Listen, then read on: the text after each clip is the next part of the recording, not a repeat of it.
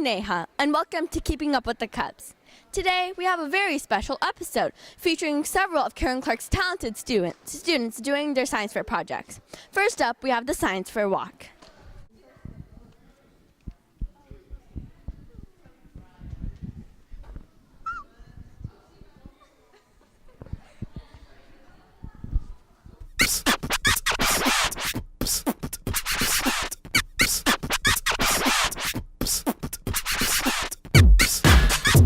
My project is about where does oil hide best in rocks. What rocks does oil hide in best? Hypothesis. Sandstone will have more oil hidden in it because of the small pores that it has. Materials. Limestone, sandstone, shale, plates, an eyedropper, camera, mineral oil, and paper for writing results. Procedure. 1. Place each rock on a plate. 2. Fill an eyedropper with mineral oil.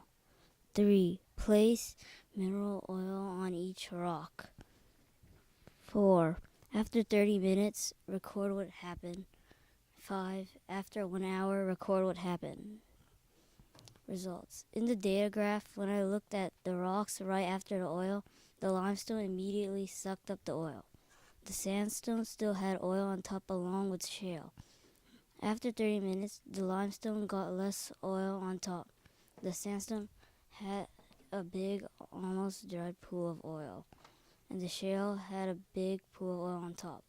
Then after 1 hour from starting time, the limestone had almost no oil on top, sandstone had a smaller dried pool of oil, and shale had a smaller pool of oil. Conclusion. In conclusion, my hypothesis was incorrect. Limestone was the rock that absorbed more oil than the rest, not sandstone. The limestone absorbed more oil because of the pores it had, and the sandstone had smaller pores in it. Shale also must have very few pores, which caused the oil pools on top of the rock. So as you can see, limestone out of all these rocks absorbs more oil than the rest. My project is capillary action. My research question is, how does capillary action work in plants? My hypothesis is, I believe that the water will travel through the rope and into the plant. The materials you need for this project is a piece of cotton rope, a sealed bottle, scissors, a permanent marker, and a plant. The procedure is first fill your sealable bottle to the brim with water. Then poke a hole into your sealable bottle big enough for the rope to fit into. Then put one end of the rope into the water and put the other end of the rope into the soil of the plant. Measure on an hourly basis and mark how much water was lost each hour. The results I got was on the first hour, the rope transferred 4 ounces of water. On the second hour, the rope transferred about 2 ounces of water. On the third hour, it transferred 1 ounce, and on the fourth hour, it transferred another 1 ounce. So why capillary action works? Capillary action is the ability of a liquid to flow in narrow spaces without the assistance of forces like gravity. Capillary action allows plants to absorb water through their roots. Capillary action happens because of two variables, surface tension and cohesion. Surface tension, which happens at the surface of the liquid, allows it to resist forces like gravity. Cohesion is a property of molecules sticking together. When these two forces work together, capillary action is achieved. In conclusion, my hypothesis was correct. The rope was successful in transporting the water from the bottle to the pot.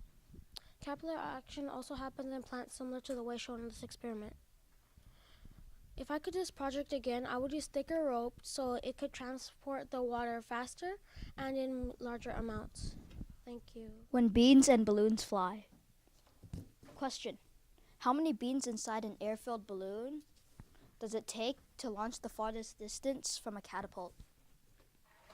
I think that it takes the most tested beans to achieve the longest distance. Procedure. For the catapult, get two 2x12 or shorter pieces of balsa wood and a 3 to 4 inch by 8 inch piece of balsa wood and glue them together like here, like a U shape. Next, glue the mousetrap on the 3x4 times 8 piece, which is the top. Insert the brass pipe into the mousetrap spring, which is this, and then hot glue the brass pipe so that it doesn't move.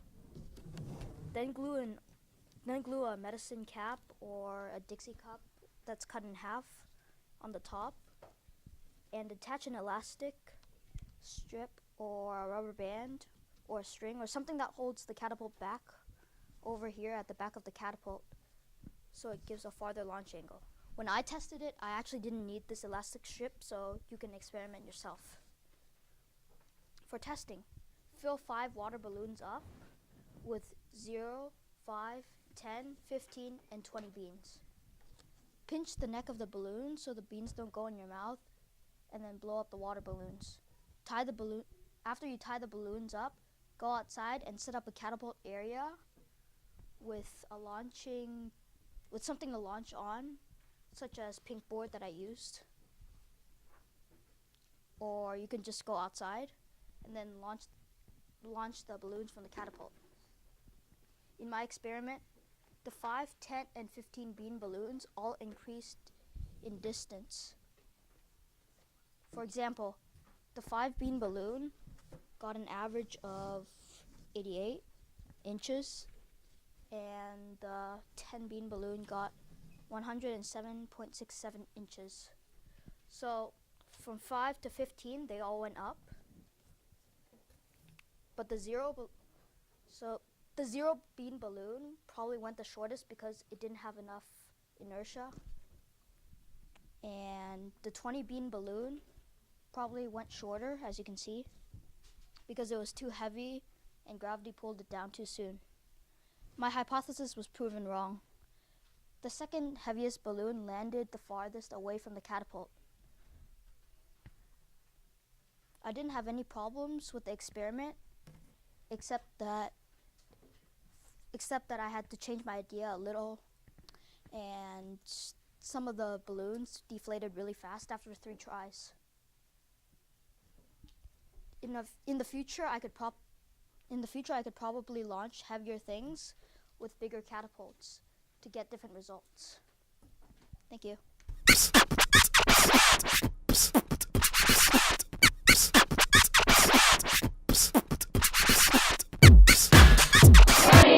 Wonderful. My name is Madison Nguyen, and like your teacher, Mrs. Marcia, just said, I will be reading to you today. I will be reading a book called The Name Jar by Yang Suk Choi. Have you guys read this book? Yeah. Do you like it? Yeah. Do you mind if I read it again today? Yeah. Okay, great.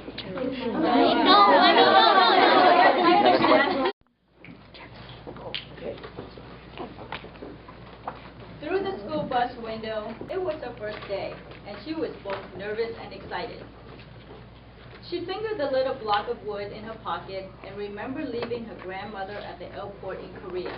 Her grandmother had wiped away Yoon-hae's tears and handed her an ink pad and a small red satin pouch. "Your name is inside," she had said. "My name?" Yoon-hae had wondered. Again, she took out the red pouch to look at the wooden block with her name carved in it. As she ran her fingers along the grooves and ridges of the Korean characters, she pictured her grandmother's smile. "Is that thing for show and tell?" a boy asked Yoon-hae, surprising her. Yoon-hae looked up as more kids leaned over. "No, it's mine," Yoon-hae answered, quickly putting the pouch back in her pocket. "Are you new here?" "What's your name?" the girl asked. "Yoon-hae," said Yoon-hae. "Une?" the girl asked, scrunching up her face. One," some kids chanted. No, Yoon-hae corrected. It's spelled U-N-H-E-I. It's pronounced Yoon-hae. "Oh, it's you-hae," the boy said. "Like you, hey."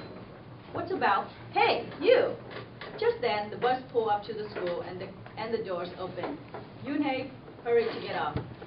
"You-hae, bye-bye," the kids yelled as she left. Yoon-hae felt herself blush. Yoon-hae stood in the doorway of her new and noisy classroom. She was relieved that the kids on the bus had gone to other rooms, but her face still felt red. "Aren't you going in?" asked a curly-haired boy with lots of dots on his face. You're the new girl, right? He asked cheerfully. Yoon-hye nodded, and before she could walk away, the boy took her hand and pulled her through the door. Here's the new girl, he announced so loudly that the teacher, Mr. Kokotos, almost dropped his glasses. Mr. Kokotos thanked him and greeted Yoon-hye. Please welcome our newest student, he said to the class. She and her family just arrived from Korea last week. Yoon-hye smiled broadly and tried not to show her nervousness. What's your name? Someone shouted. Yoon-hye pictured the kids on the bus. I haven't picked one yet, she told the class, but I'll let you know by next week. As Mr. Kokoto showed her to her desk, she felt many round, curious eyes on her. Why doesn't she have a name? She heard someone whisper. Maybe she robbed a bank in Korea and needs a new identity, a boy replied. On the bus home, no one teased her, but Yoon-hye kept thinking about her name. How was school, Yoon-hye? Her mother asked when she walked in. Did you understand the teacher? Yoon-hye simply nodded. She unpacked her school bag and set the red pouch by a photograph of her grandma. I'm glad you're learning English well, her mother said. You must study hard, behave nicely, and good grades to show that you're a good Korean. I will, replied Yoon-hye, but I think I would like my own American name, she said quickly. Her mother looked at her with surprise. Why? Yoon-hye is a beautiful name. Your grandmother and I went to a name master for it. But it's so hard to pronounce, Yoon-hye complained. I don't want to be different from all the American kids. You are different, Yoon-hye, her mother said. That's a good thing. Yoon-hye just wrinkled her nose. Later that day, Yoon-hye and her mother went grocery shopping in the new neighborhood. They passed Fidel's Falafel, Tony's Pizza, and Doc's Deli. A big graffiti-painted garbage truck roared like a lion as it took off down the street. Nothing sounded or looked familiar until they got to Kim's Market. The sign was in both English and Korean. Her mother picked up cabbage to make kimchi, Korean style, spicy pickled cabbage, and other vegetables and meat. She also found some seaweed, Yoon-hye's favorite, for soup. It made Yoon-hye smile. Just because we moved to America, her mother said, doesn't mean we stop eating Korean food. At the checkout counter, a friendly man smiled at Yoon-hye. Helping your mother with the shopping? He asked. Yoon-hye nodded. I'm Mr. Kim, he said. And what is your name? Yoon-hye, she answered. Oh, what a beautiful name, he said. Doesn't it mean grace? Yoon-hye nodded again. My mother and my grandmother went to a name master for it, she told him. A graceful name for a graceful girl, Mr. Kim said as he put the groceries into bags. Welcome to the neighborhood, Yoon-hye. That evening, Yoon-hye stood in front of the bathroom mirror. Hi, my name is Amanda, she said cheerfully, and she wrinkled her nose. Hi, my name is Laura. Maybe not. Her smile turned down. Nothing sounded right. Nothing felt right. I don't think American kids will like me, she worried as she began to brush her teeth. Ha-he, mine have juicy, she said to the mirror with her mouth full of toothpaste.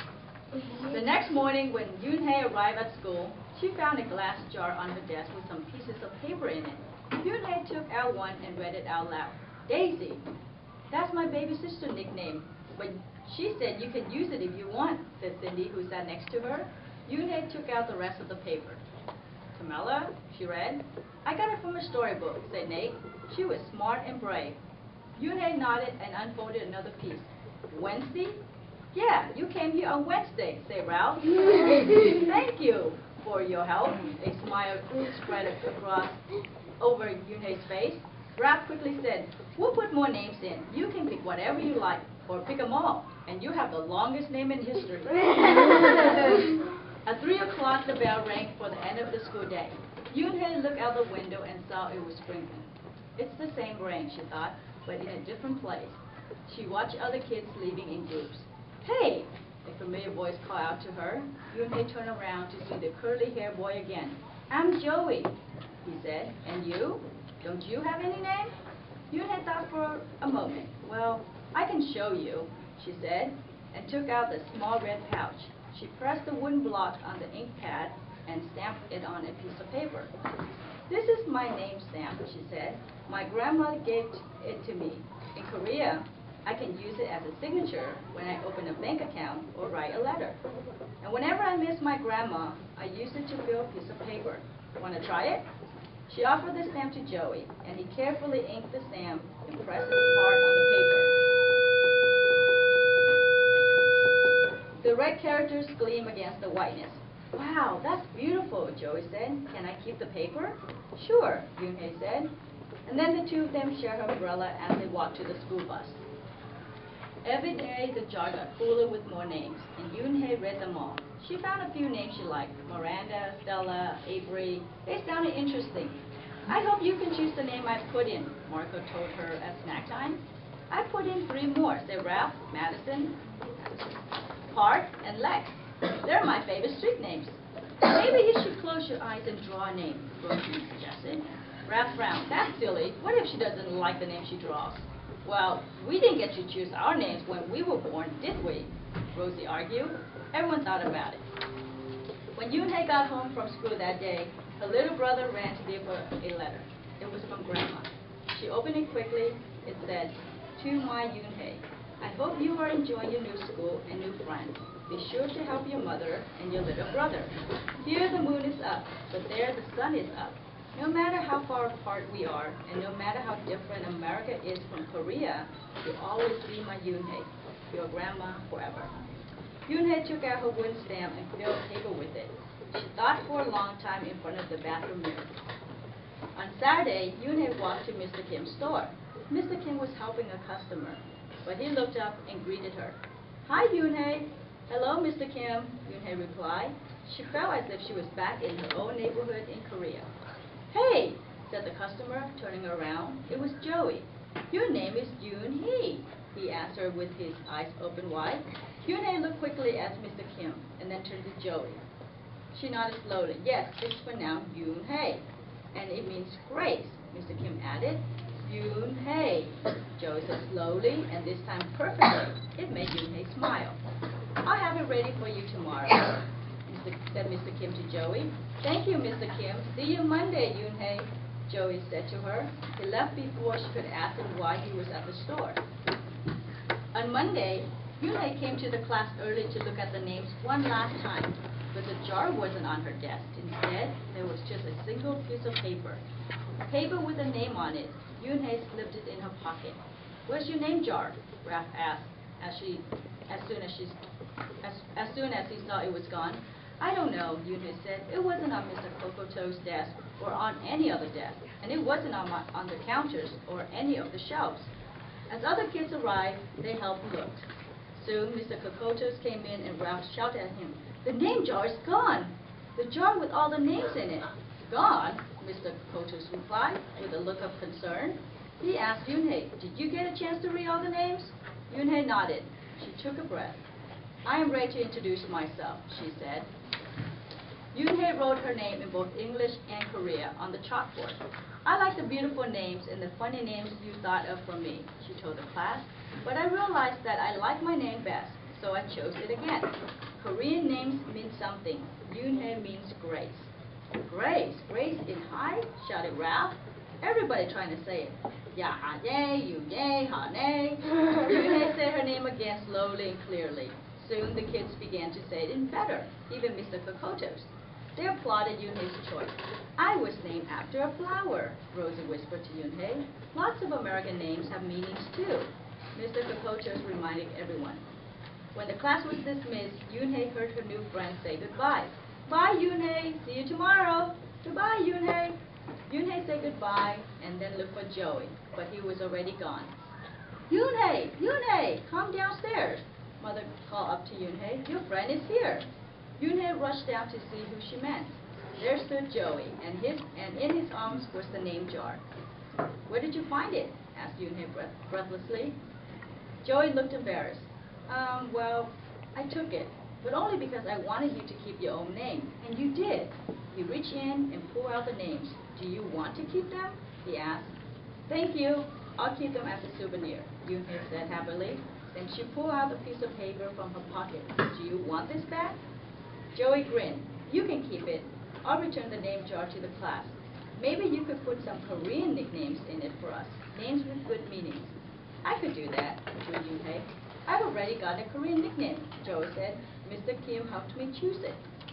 Carefully, he pulled a small silver felt pouch from his pocket. Then he took a dark wooden stamp with beautiful Korean characters carved sharply into it. He pressed it on the ink pad and then on the piece of paper next to her name. Chiku, read Yunhei. That means friend. And Chiku smiled back. The end.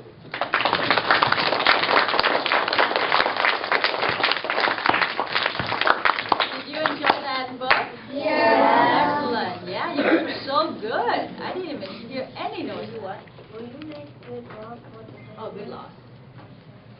Well, I make good laws for the citizen of San Jose. Well, that's a really good question. I get asked this question all the time.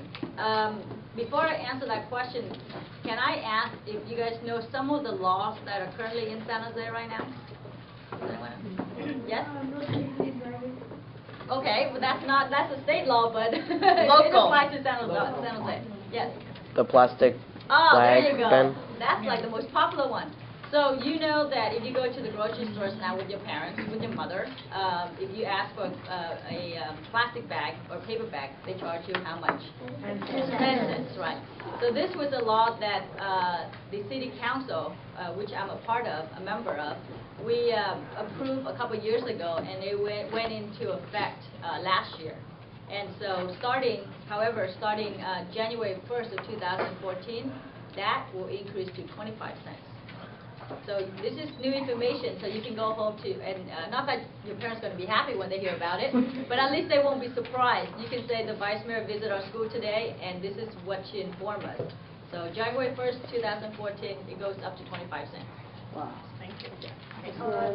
Dear Vice Mayor, will you do anything to help the schools in San Jose? Absolutely. Before I was elected to the San Jose City Council, I actually served as a trustee on the Franklin McKinley Board of Education.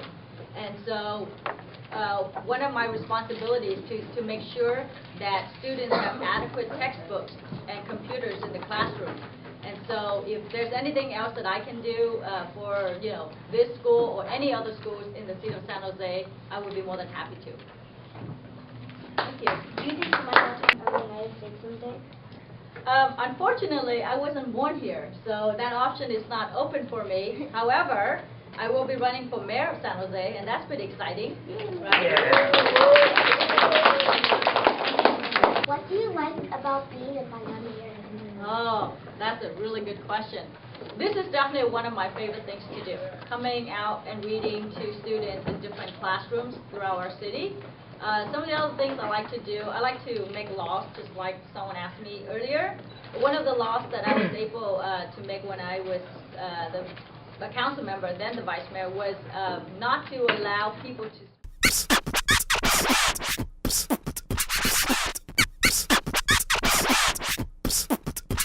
Hello, I'm the Usain Bolt. The reason I'm famous is because I held the world record in sprinting for, since it was mandatory to keep track of mechanical time, automatic time stuff. And I was born in Jamaica, and I have 2 siblings. I'm 26 years old, and I won 6 gold medals in sprinting in the Olympics.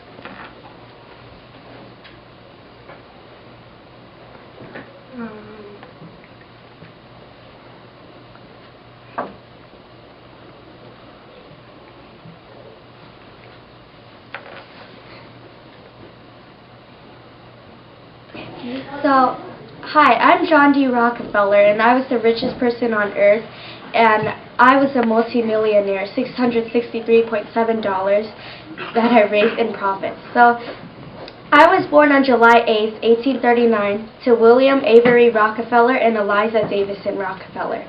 My dad was into business, so he moved frequently around the world, and I stayed home with my mom and my 4 other siblings. We moved around in New York to Moravia, and we also moved to Cleveland, a suburb in Cleveland. When I was 16, I was an assistant bookkeeper, and I earned 50 cents a day for that. Then Morris B. Clark became a partner with me for the produce commission business. I raised $4,000 in capital for that.